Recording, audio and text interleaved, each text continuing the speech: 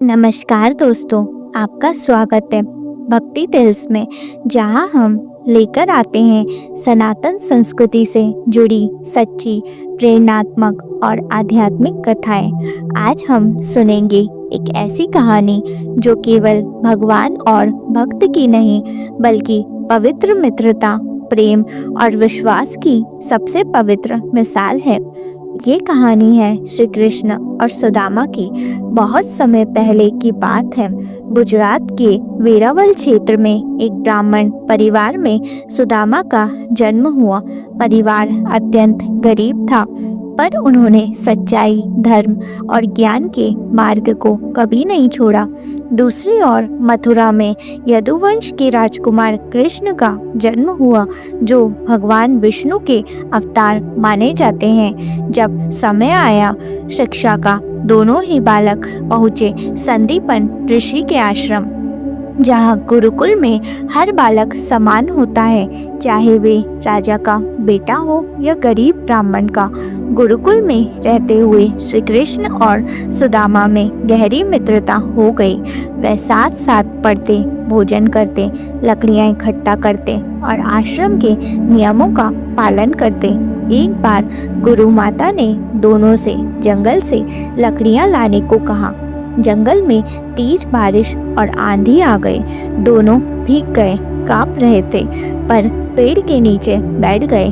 सुदामा बोले, कृष्ण, क्या तुम्हें ठंड लग रही है?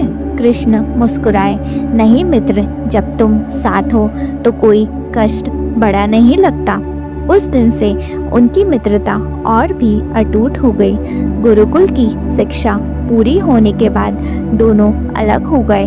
श्री कृष्ण ने जीवन में महान कार्य किए, कंस का वध किया, द्वारका की स्थापना की, महाभारत में धर्म की रक्षा की। वहीं सुदामा अपने गांव लौटे, एक सीधा साधा जीवन अपनाया। सुदामा ने ज्ञान के बल पर धर्म कर्म का पालन किया, परंतु धन नहीं जुटा सके। विवाह के बाद उनके 4 बच्चे हुए। गरीबी इतनी थी कि कभी पूरा भोजन भी नहीं मिल पाता था। एक दिन उनकी पत्नी ने कहा, स्वामी, हम जीवन भर साधारण जीवन जीते आए हैं, पर अब बच्चों की हालत देखी नहीं जाती। आप श्री कृष्ण से मिलने क्यों नहीं जाते? वे आपके बचपन के मित्र हैं। सुदामा बोले, मैं कैसे किसी से कुछ मांग सकता हूँ, विशेषकर अपने मित्र से। पत्नी ने उत्तर दिया, आप कुछ मांगने नहीं, बस उन्हें मिल आए। एक सच्चा मित्र आपके आने की प्रतीक्षा कर रहा होगा। सुदामा तैयार हुए, लेकिन प्रश्न ये था, क्या लेकर जाऊं? पत्नी ने उधार लेकर थोड़ा सूखा पोहा दिया। इसे श्री कृष्ण को भेंट कर दीजिए, शायद वही उन्हें प्रसन्न कर दे। सुदामा ने वह पोहा एक साफ कपड़े में बांधा और पैदल चल पड़े द्वारका की ओर। कई दिनों की यात्रा के बाद सुदामा द्वारका पहुँचे। राजमहल को देखकर वे चकित रह गए। स्वर्ण से बना महल, द्वार पर रक्षक, भीतर राशि ठाट। उन्होंने द्वारपाल से कहा, श्री कृष्ण से कहिए, उनका बचपन का मित्र सुदामा मिलने आया है। श्री कृष्ण को जैसे ही ये समाचार मिला, वे अपने सिंहासन से तुरंत उठे, नंगे पांव दौड़ते हुए दरवाजे तक आए और सुदामा को गले से लगा लिया।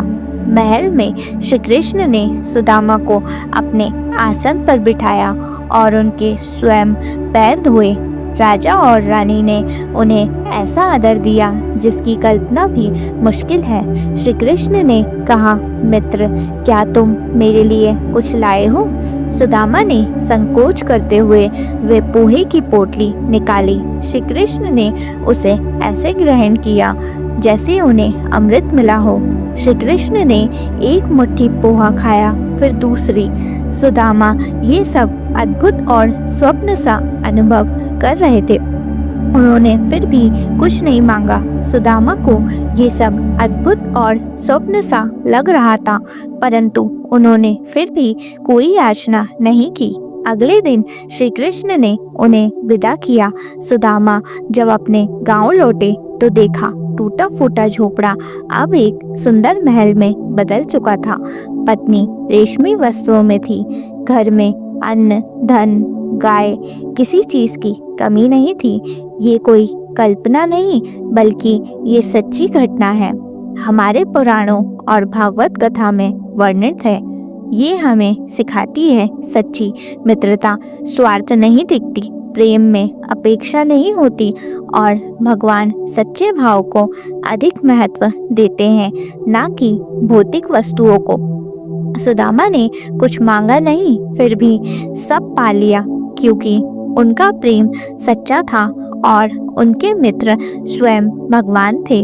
अगर आपको ये कहानी प्रेरणादायक लगी तो वीडियो को लाइक करें, अपने प्रियजनों के साथ शेयर करें और भक्ति टेल्स को सब्सक्राइब करना ना भूलें। जय श्री कृष्ण। धन्यवाद।